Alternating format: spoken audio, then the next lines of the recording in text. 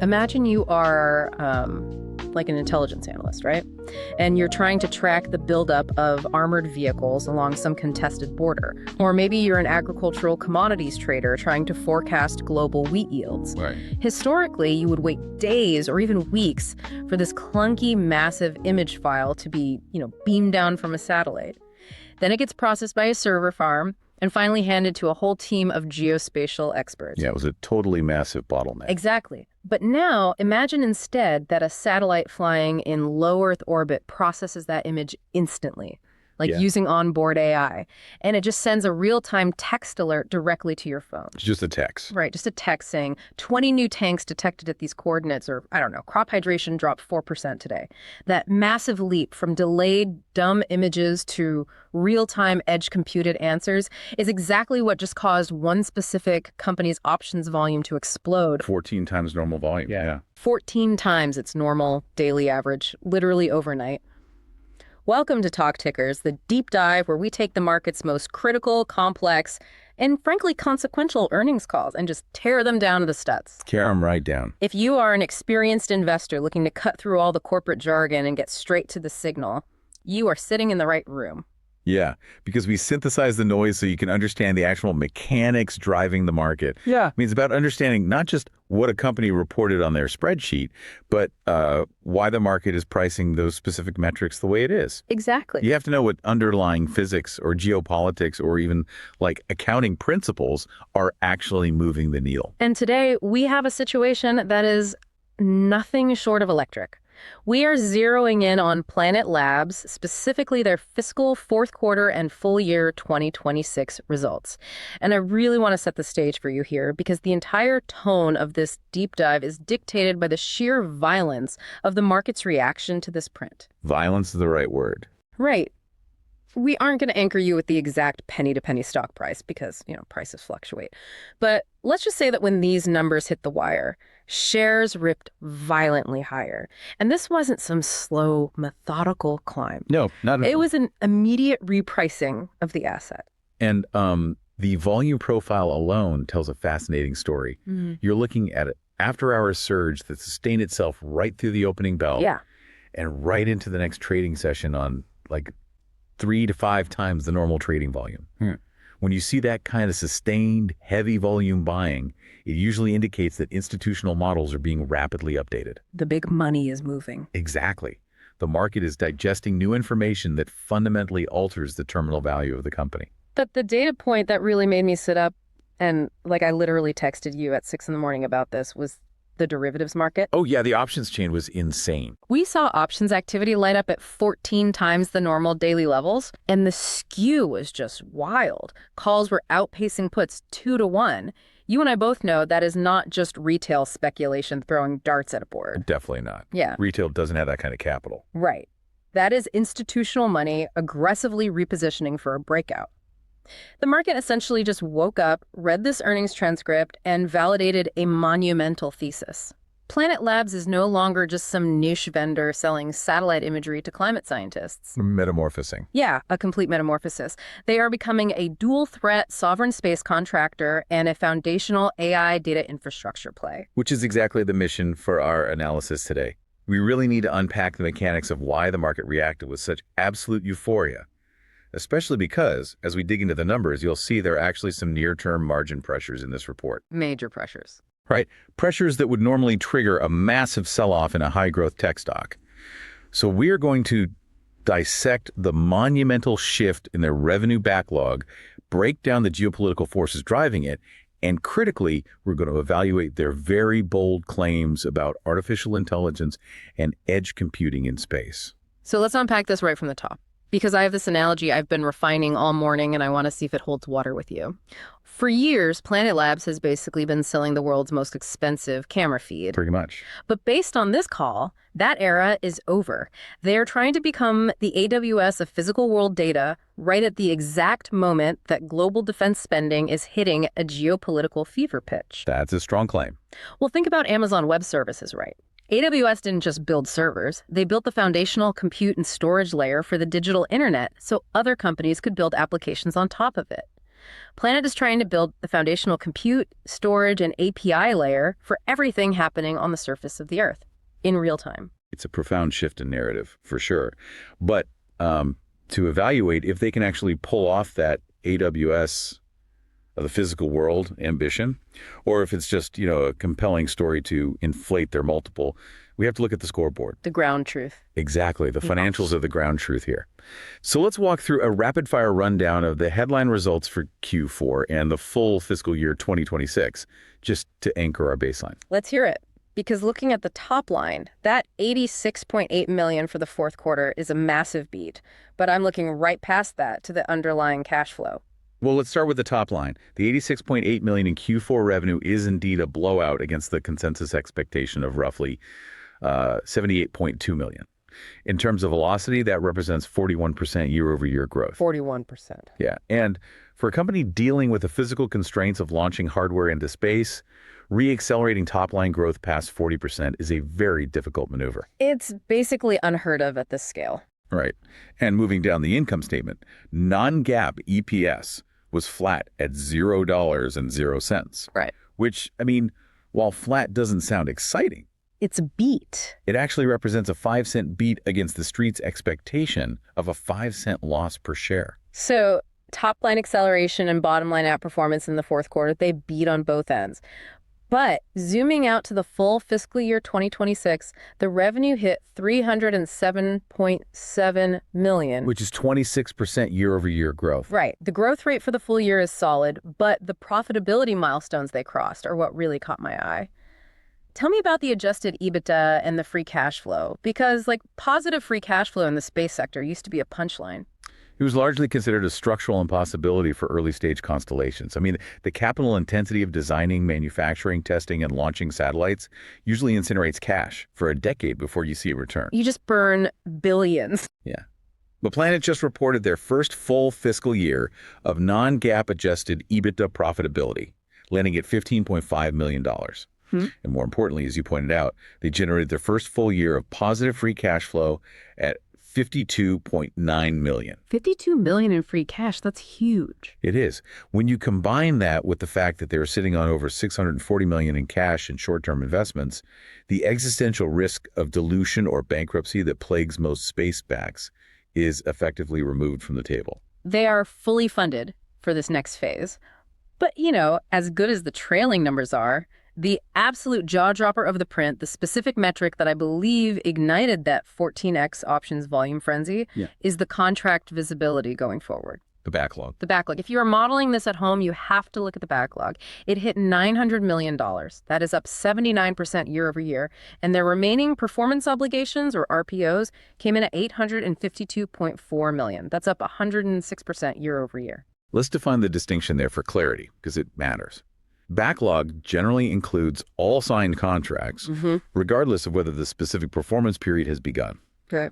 RPO is a slightly stricter accounting metric under ASC 606. It represents deferred revenue plus non-cancelable contracted amounts that have not yet been recognized as revenue. So it's basically guaranteed money that just hasn't hit the income statement yet. Exactly. And seeing RPO grow by 106% to $852 million for a company that only generated $307 million in trailing 12-month revenue, that is a massive leading indicator. It's insane. It means they have secured almost 3 years of their current revenue run rate in future commitments. It is a staggering safety net. But here is where the story gets deeply complicated. And this is the core tension you and I need to navigate today. The top-line growth is phenomenal. The free cash flow turned positive. The backlog is exploding to near $1 billion. But there is a glaring disconnect. Q4 non-GAAP gross margin actually dipped to 57%. In past periods, we've seen them operating in the low 60s. And that Q4 adjusted EBITDA, while technically positive, was incredibly thin at just $2.3 million. You are isolating the exact friction point in their financial model right now. High-margin software businesses do not normally see their gross margins compress as revenue scales. No, they expand. Exactly. Software usually exhibits massive operating leverage. The cost to serve the thousandth customer is near zero, so margins should expand.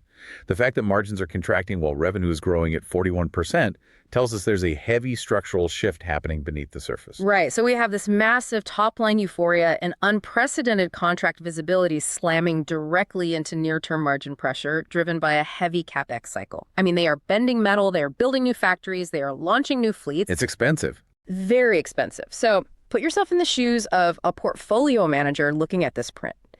The market had a distinct choice. Freak out about the gross margin compression and sell the stock, or buy the explosive growth in the backlog, and the market aggressively, violently bought the backlog. And to understand why institutional capital made that specific choice, we have to pivot away from the consolidated financials and look at the underlying business segments driving these massive beats. Let's do it. Because if you read the transcript closely, this isn't uniform growth across the board. Commercial agriculture isn't up 50%.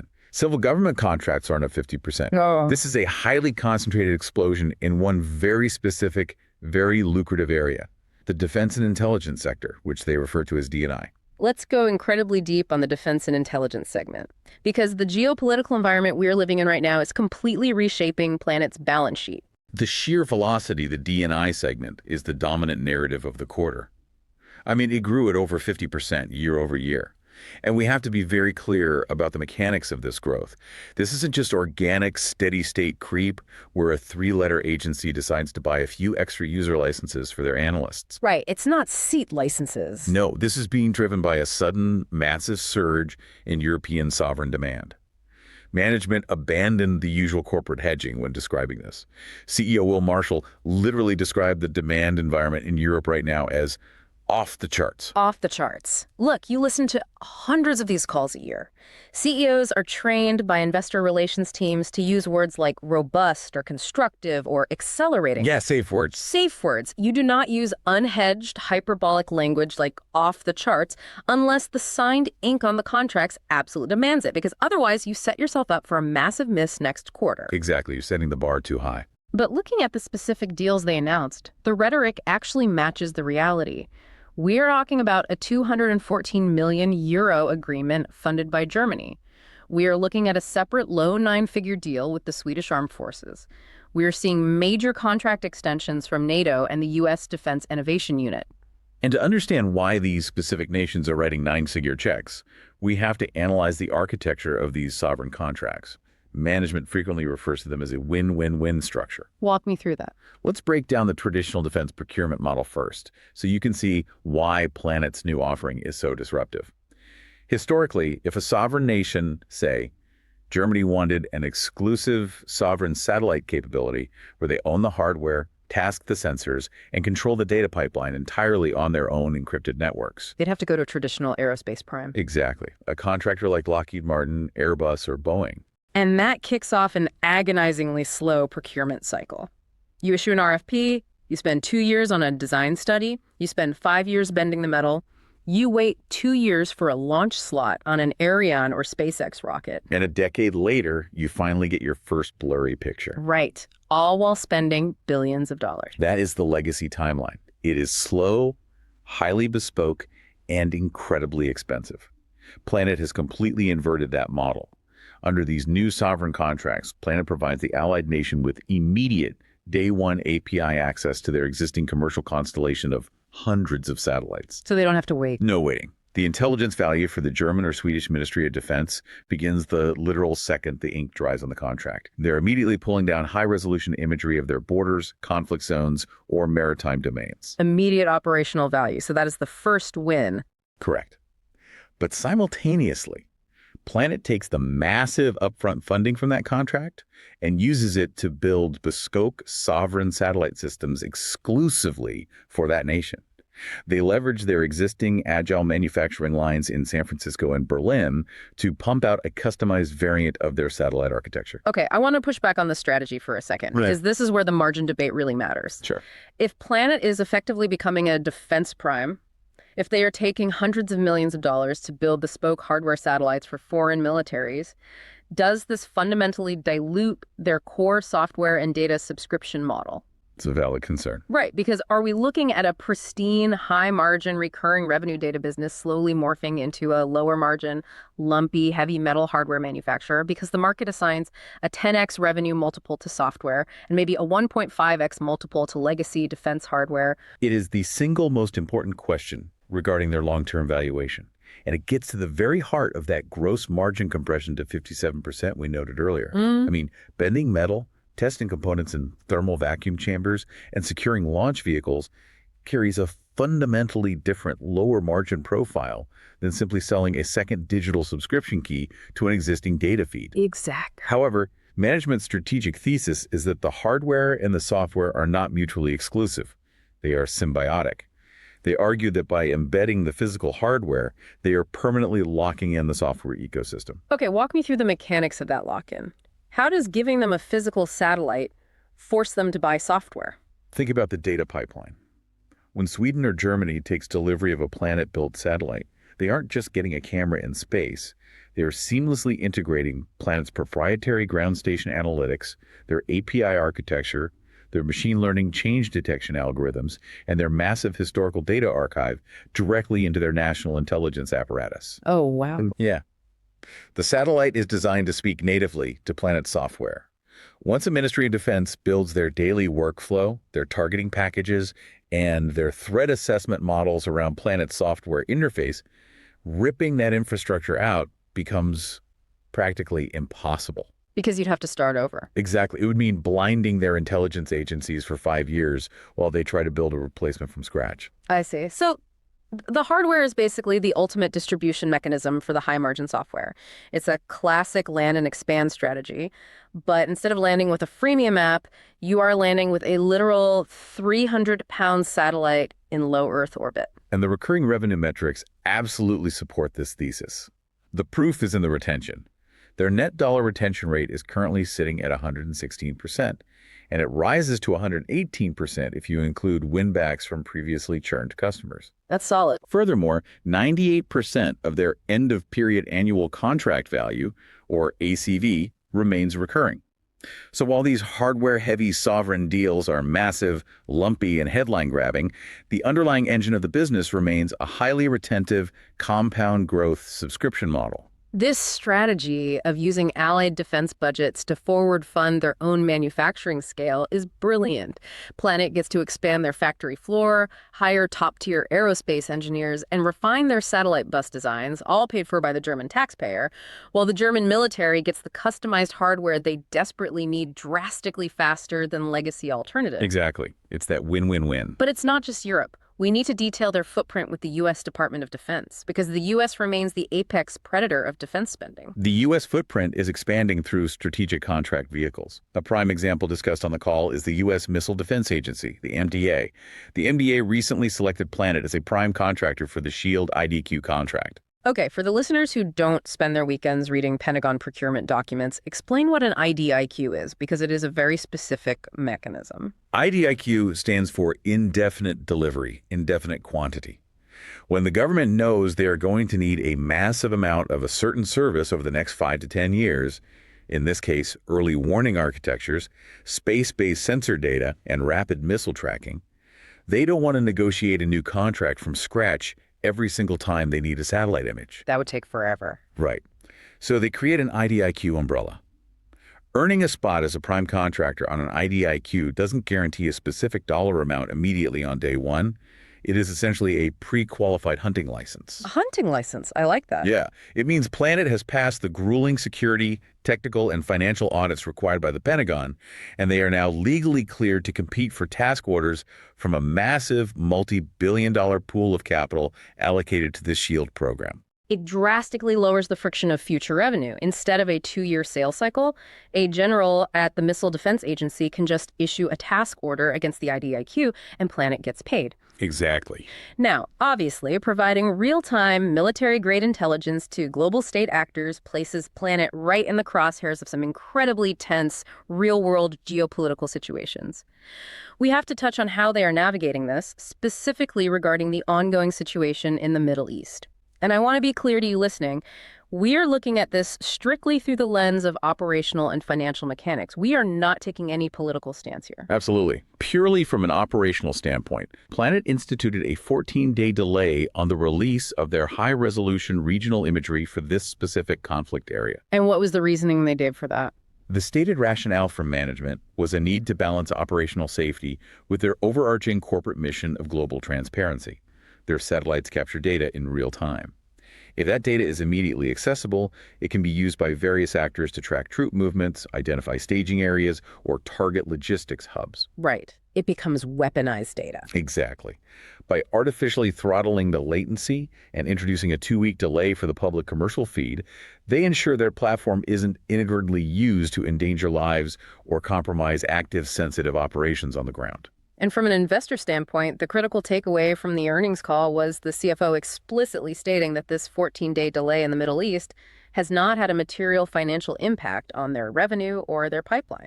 That lack of financial impact is important, but the broader implication is what investors should really focus on. This operational decision highlights the immense, almost frightening strategic power of the data set they control. When your commercial product is so potent, so actionable, that you have to artificially throttle its latency to avoid accidentally destabilizing an active military conflict zone, you are no longer just a vendor selling pictures to hedge funds tracking oil tankers. No, you're a player on the board. You have become a critical layer of global security infrastructure. It underscores the exact reason these sovereign nations in Europe are rushing to sign 9-figure contracts. They realize two things. They cannot afford to be strategically blind in a multipolar world, and they cannot afford to rely entirely on third-party commercial platforms that might arbitrarily throttle or restrict their access during a crisis. True sovereignty requires owning the hardware. To summarize the first half of this deep dive, the defense and intelligence segment is absolutely carrying the team right now. It is printing massive 9-figure contracts, providing unparalleled multi-year revenue visibility, and locking nations into the software ecosystem. But if you look at the other segments, commercial agriculture, civil government, energy, they were relatively flat or even slightly down year over year. They were. If Planet wants to sustain the premium valuation they just earned from the market, they cannot rely solely on defense budgets forever. They need the commercial markets to reaccelerate. Which brings us to the most ambitious technological catalyst discussed on the call. Management is betting the house on their ability to ignite those commercial markets through artificial intelligence. Oh man, this is where the earnings call transitioned from a standard defense contractor briefing into something that sounded like a Silicon Valley keynote address. It really did. They are aggressively pushing this concept of the real-world model. Break down the philosophy behind this because it challenges a lot of the current market hype around text-based AI. The philosophical positioning here is actually quite brilliant. Management made a very astute observation about the current AI landscape. Large language models, the LLMs that are driving the current multi-trillion-dollar market frenzy, your ChatGPTs, your Claudes, have essentially ingested, processed, and mapped the entire text-based history of the internet. Right. They know every word ever typed. They understand human language, syntax, and coding intimately, but fundamentally they are completely blind to the physical world. An LLM knows how to write a beautiful, award-winning poem about a forest fire, and it can write the Python code to simulate a fire, but it has absolutely no idea if a specific forest in California is actually on fire right now. It lacks physical ground truth. Precisely. The industry is beginning to realize that the next frontier of artificial intelligence isn't just better text generation, it is building real-world models. These are AI systems that understand spatial relationships, physical changes over time, supply chain logistics, and geographic realities. Okay, but how do you train that? Well, to train a model to understand the physical world, you need an unimaginably massive data set of real-world training data. You need a daily, high-resolution visual record of the entire planet. And that is exactly what Planet has been building for a decade. They possess an archive of roughly 3,000 collections for every single point on Earth's landmass. Think about the scale of that. It's massive. They have been scanning the globe daily, cataloging every new building, every deforested acre, every flooded river. They are positioning this proprietary historical archive as the foundational training data required for the next generation of AI. They explicitly compared their image archive to what Wikipedia was for the early text-based LLMs. Calling themselves the Wikipedia of the physical world, is a highly aggressive pitch to venture capital and institutional tech investors. But, it's not just marketing fluff designed to ride the AI hype cycle because they brought the receipts. The partnerships. They have massive tech giant partnerships to back up these claims. Let's look at the NVIDIA and Google relationships, because this is where the edge computing capabilities transition from theory to operational reality. Let's start with NVIDIA, because anytime a company mentions a partnership with NVIDIA right now, algorithms immediately buy the stock. But this looks like a genuine, multi-layered research and development integration, not just a press release. The NVIDIA integration is highly technical and incredibly significant for their unit economics. It exists on two layers. On the ground, Planet is moving their massive planetary-scale data processing pipelines directly onto NVIDIA's accelerated GPU platforms. Why does that matter? Remember, processing satellite imagery isn't like processing an Excel spreadsheet. You are dealing with petabytes of multispectral pixel data, running complex geometric corrections, atmospheric removal algorithms, and orthorectification. By partnering with NVIDIA, the goal is to build the world's first scaled GPU-native AI engine specifically optimized for geospatial satellite data. And the return on investment on that shift is already showing up in the numbers. Management mentioned on the call that they're seeing 100x speedups in processing certain parts of their code base using these GPU clusters. 100 times faster. Think about the operational leverage there. When you are dealing with planetary scale data, a 100x speedup isn't just a cost-saving measure. It fundamentally changes the nature of the product. It is the difference between an insight being actionable for a commodities trader today or becoming historical trivia next week. The ground-based processing is vital. But the second layer of the NVIDIA partnership is where the architecture truly gets revolutionary. They are currently testing NVIDIA's next-generation Thor processors for in-space use. Wait, literally in space? Yes.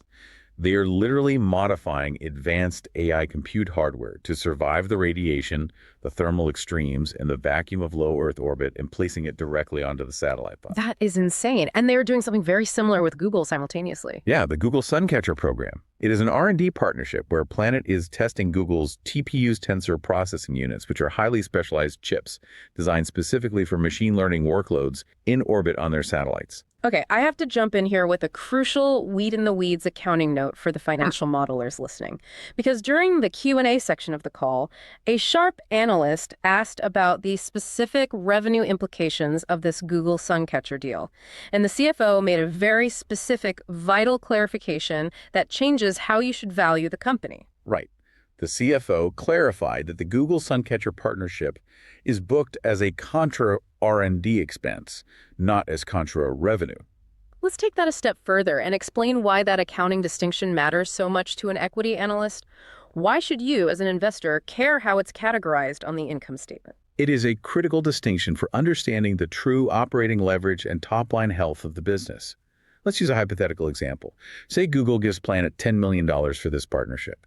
If Planet booked that $10 million as contra revenue, or just standard partnership revenue, it would artificially inflate their top-line growth metrics. Right. Investors will look at the revenue line and think, wow, customer demand for satellite data is surging, when in reality it's just a tech giant subsidizing an experiment.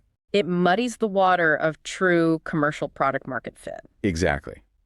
But by booking it strictly as a contra R&D expense, the $10 million acts as a credit against Planet's own research and development costs. It lowers their operating expenses, which directly improves their EBITDA margins and bolsters that positive free cash flow we discussed earlier. So it drops straight to the bottom line. But crucially, it leaves the top-line revenue number clean. The revenue they report is purely representative of true, organic customer demand from governments and commercial entities. It's a much more conservative, higher quality way to account for a strategic partnership, and it shows management isn't trying to engineer a fake revenue beat. That is the kind of financial discipline that gives institutional investors confidence. So combining the accounting reality with the technological leap, we have NVIDIA GPUs and Google TPUs going into space. This brings me back to my earlier analogy. This is edge computing on steroids. Okay. Let's look at the historical architecture. Traditionally, a satellite is basically a dumb camera flying at 17,000 miles per hour. It takes a massive high-resolution picture, stores that massive file on an onboard hard drive, waits until its orbit physically passes over a specific ground station antenna on Earth, beams down gigabytes of raw data, and then a server farm in Virginia spends hours analyzing those pixels to figure out if there is a specific cargo ship in a harbor. The bottleneck is the bandwidth required to send the raw data down. That legacy architecture is entirely constrained by radio frequency spectrum and downlink times. But by putting Thor processors and tensor processing units directly on the satellite, Planet is moving the inference to the ultimate edge. The satellite takes the picture, but it doesn't send the picture down. It processes it locally. Right. The onboard AI instantly scans the image, identifies the specific cargo ship using computer vision, and instead of beaming down a 1 GB image file that clogs the network, it just sends down a tiny kilobyte-sized text alert. Target ship detected at these coordinates, heading north at 15 knots at this exact second. And the implications for their total addressable market, or TAM, are massive. Right now, to consume raw satellite imagery, a customer needs a team of highly paid geospatial analysts to interpret the data. It's clunky, it's slow, and it limits the customer base to sophisticated intelligence agencies or massive hedge funds. You have to be an expert to use it. Exactly. Planet's ultimate goal with this in-space AI processing is to democratize the data. They want to allow a non-technical user, say, an insurance adjuster in Omaha, or a regional supply chain manager, to type a natural language query into an interface, much like a search engine, and get a definitive answer derived from physical space in under an hour, without ever needing to look at an actual satellite photo. And they give a concrete example on the call of this AI software integration paying immediate dividends right now, today, with their recent acquisition of Bedrock Research. That was a great data point. Before integrating Bedrock's models, management admitted it took Planet weeks to stand up a new, customized geographic monitoring site for a specific customer. Post-integration, utilizing Bedrock's AI architecture, they successfully stood up 600 new monitoring sites in just 3 hours. That is an exponential, almost unfathomable leap in operational efficiency. And importantly, this massive software capability leap is being matched by an equally ambitious hardware capability leap. We need to detail the upcoming Pelican and Owl satellite fleets, because this is exactly where those heavy CapEx dollars we mentioned earlier are actually being deployed. A new metal. The AI needs better hardware to feed it higher quality data. Let's do it, because these are not your grandfather's weather satellites. These are highly advanced maneuverable platforms. The Pelican fleet represents a complete paradigm shift for their high-resolution optical capabilities. They were targeting 30-centimeter resolution. To understand what that means operationally, at 30 centimeters, you cannot read the license plate on a car, but you can clearly identify the make and model of a truck. And you can see whether the bed of a dump truck is full of coal or empty. Wow. To achieve this incredible resolution, they are utilizing advanced ion engines to fly the Pelican satellites in a very low Earth orbit, or VLA. They are essentially skimming the very upper edges of the atmosphere to get the camera lens physically closer to the ground. The physics of that are wild, because at that low altitude, atmospheric drag usually pulls a satellite out of orbit and burns it up in weeks. They just fall out of the sky. So the ion engines have to constantly fire just to maintain altitude. But the payoff for that engineering headache is the revisit rate. They mentioned a recent capability test where a single Pelican satellite captured 3 separate high-resolution images of the exact same spot on Earth within a single hour. When you deploy dozens of these, the revisit rate becomes practically continuous video monitoring of the globe. Complementing the optical Pelican fleet is the new Owl fleet, which is focused on radar and broader area scanning. While optical cameras are useless if a target is covered by clouds or if it's nighttime, the synthetic aperture radar, or SAR, capabilities of Owl can see through weather and darkness. So they have an all-weather eye. Owl will bring their scanning resolution down to 1 meter, massively improved from the previous 3-meter standard. Upgrading resolution by that factor generates roughly 10 times more raw data per square kilometer scanned. However, because of the in-space compute and the advanced edge processing we just discussed, Planet expects to deliver that 10x larger volume of data to the customer with 10x lower latency. So the data volume explodes, but the delivery time shrinks. If you are a legacy competitor relying on bulky, high-orbit satellites with no onboard compute and slow-down link networks, how do you possibly compete with a swarm of low-orbit Pelicans delivering real-time AI inference? You don't. The answer is you probably don't. You get architecturally obsolete, which is why the market is pricing in a massive premium for Planet right now. But building next-generation hardware, developing proprietary ion engines, testing in-space TPUs, manufacturing 30-centimeter optics requires serious capital. Which brings us perfectly to the investor context segment. Because all of this incredible technology, the AI rhetoric, and the massive billion-dollar backlog ultimately slams right into the harsh reality of the corporate balance sheet and the CFO's upcoming guidance. Let's lay out the fiscal year 2027 outlook because it presents one of the most fascinating psychological case studies of the current market I have seen all year. The top-line guide is massive. Management is officially projecting full-year revenue of $415 million to $440 million. If you model that at the midpoint, it implies roughly 39% year-over-year revenue growth. As we noted earlier, for a company operating physical hardware at this scale, accelerating revenue growth to near 40% is phenomenal execution. It shows the sovereign strategy is scaling rapidly. It is phenomenal. But if you keep reading the press release, here is the reality check that should have terrified a momentum trader.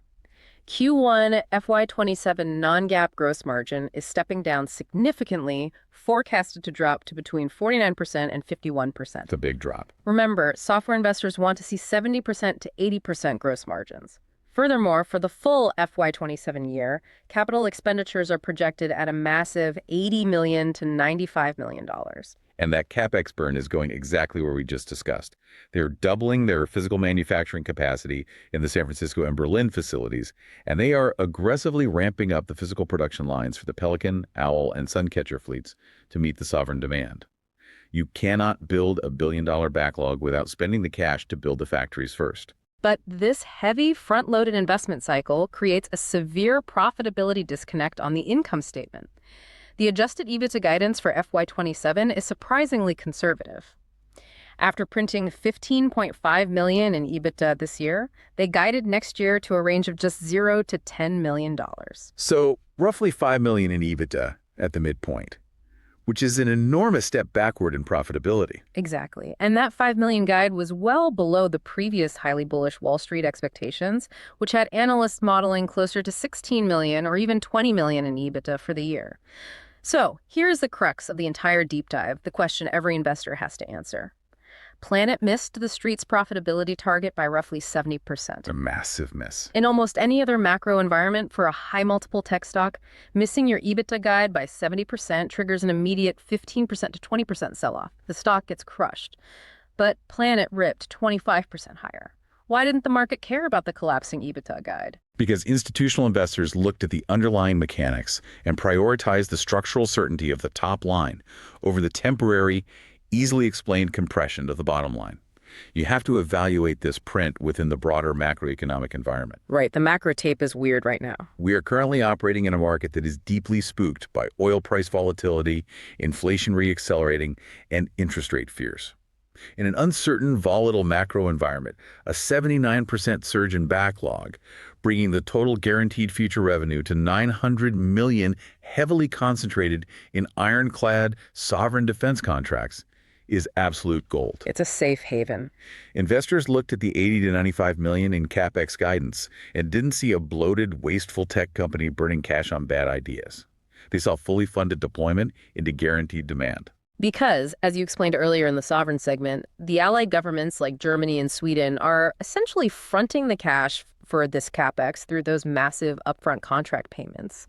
The market is rationally saying, we will gladly accept a temporary dip to 50% gross margins and zero EBITDA this year if it means you are locking in a near billion-dollar backlog of highly sticky, recurring defense money for the next decade.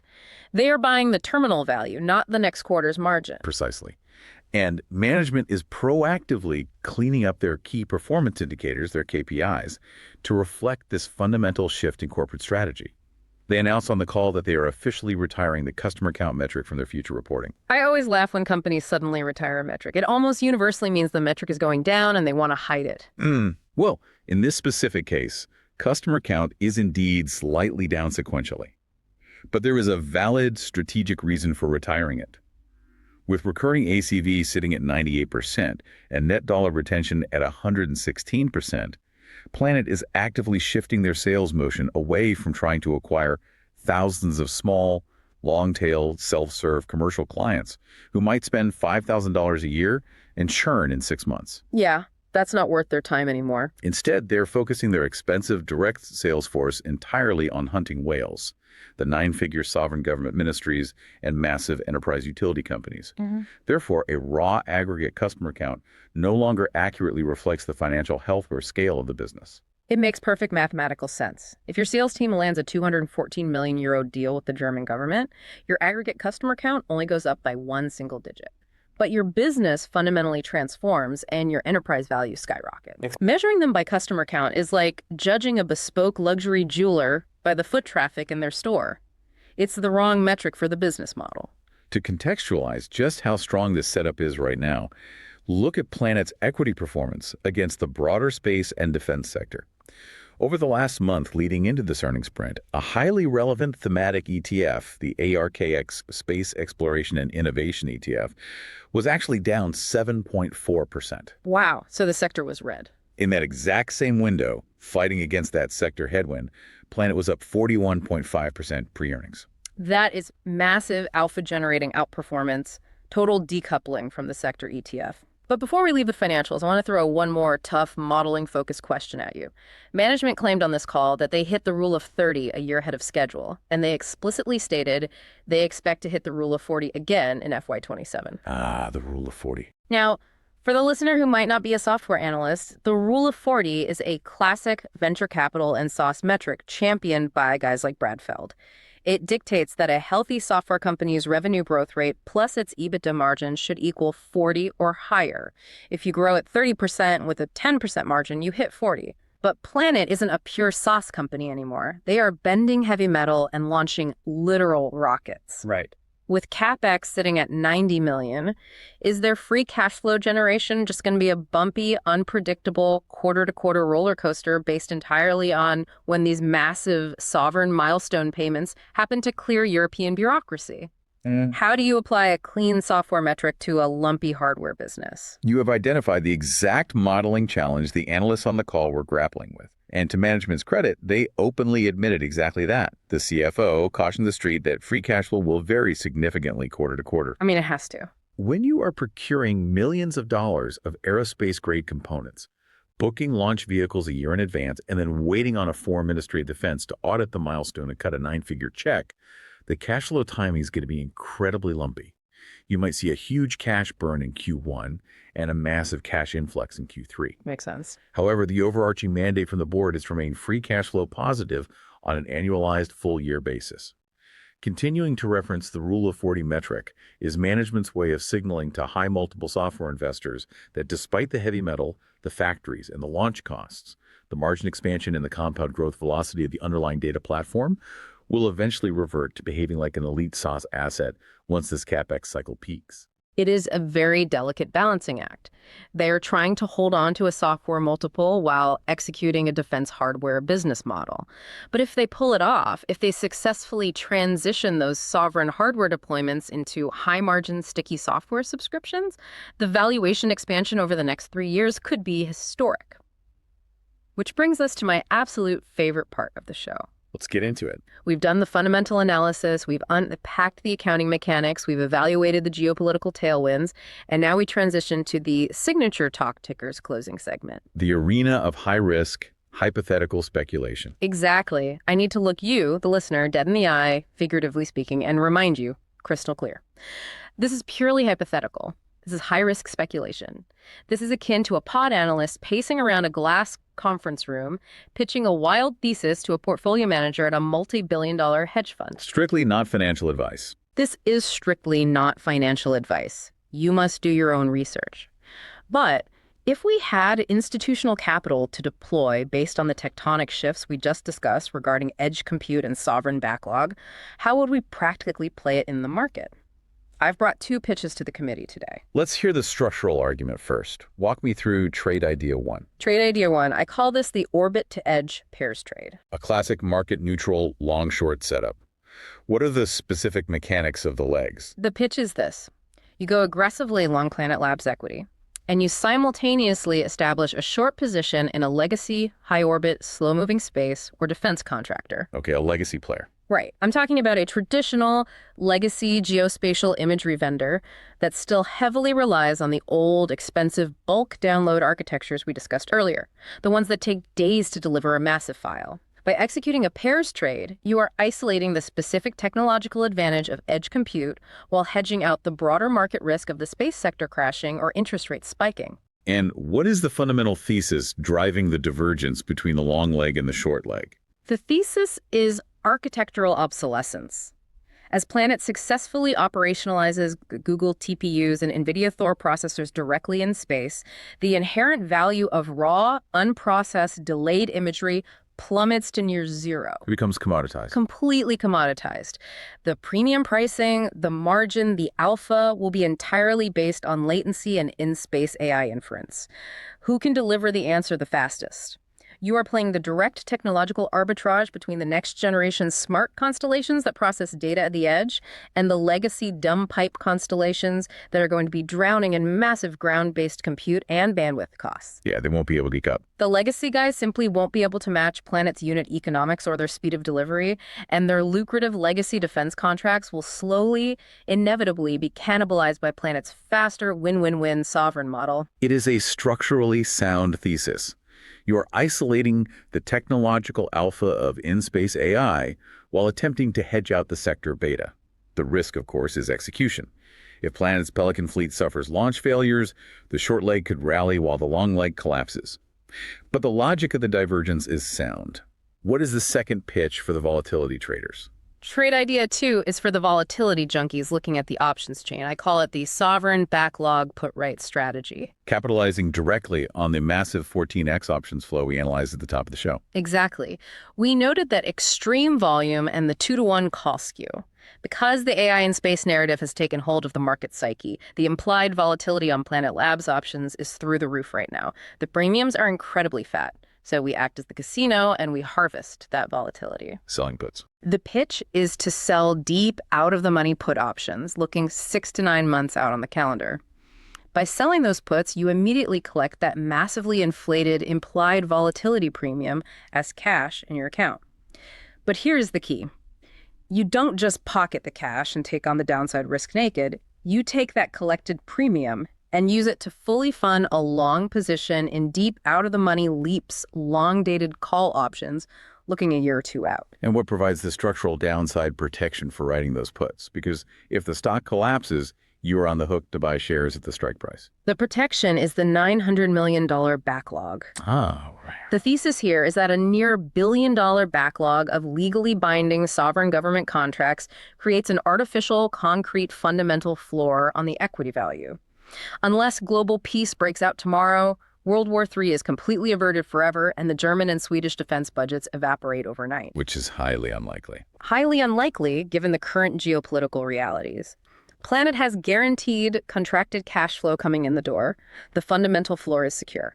So you use the retail market's AI hysteria and the high options premiums to fund your own long-tail asymmetric upside. You are effectively getting a free roll on Planet successfully launching the Pelican fleet and turning those NVIDIA partnerships into massive commercial revenue, financed entirely by the fear and greed of the options market.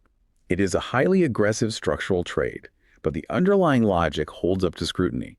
You are intelligently leveraging the mathematical certainty of the sovereign defense spending to finance cheap, asymmetric exposure to the unbounded theoretical upside of their AI physical world model. Boom! Print the tickets. But seriously, folks, do not trade on that without consulting a professional. It is simply a framework for how sophisticated institutional money might be modeling this exact setup on a Tuesday morning. It is a valuable exercise because it forces you, the listener, to think critically about how different, seemingly disconnected metrics like defense contract backlogs and implied options volatility actually interact and influence each other in the real-world trading environment. All right, let's bring this deep dive home. To briefly recap the core thesis we've unpacked today, Planet Labs just delivered a blowout quarter that fundamentally alters their corporate narrative. They have proven they are no longer just a niche commercial agriculture or climate data provider struggling for profitability. They've leveled up. The market has officially recognized them as a top-tier sovereign defense contractor and potentially the foundational data layer for all physical world artificial intelligence. They absorbed a massive front-loaded CapEx cycle and issued a surprisingly soft, near-term EBITDA guide, and yet the market still rewarded them with a 25% premium. They did this because the multi-year revenue visibility provided by that $900 million backlog is incredibly rare and incredibly valuable in today's uncertain macroeconomic tape. Let me offer a firm, professional reiteration. Nothing discussed on Talk Tickers is financial advice. We are here strictly to analyze the hidden mechanics of the market, to decode the transcripts, and to educate. We are not here to manage your personal portfolio. But we absolutely do want to hear your analysis and your pushback. Yes. We invite our highly sophisticated listener base to weigh in on this thesis. Hit us up on the usual channels. Did the market completely overreact to the headline backlog number, blinding itself to the massive manufacturing and execution risk of building these new Pelican and Owl fleets? Or are we truly witnessing the birth of the defining space data monopoly of the next decade?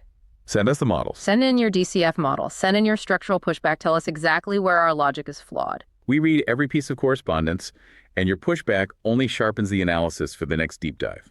Exactly. Thank you for spending an hour tuning into Talk Tickers. As we wrap up this session, I want you to keep one specific lingering thought in your mind as you evaluate tech and defense markets this week.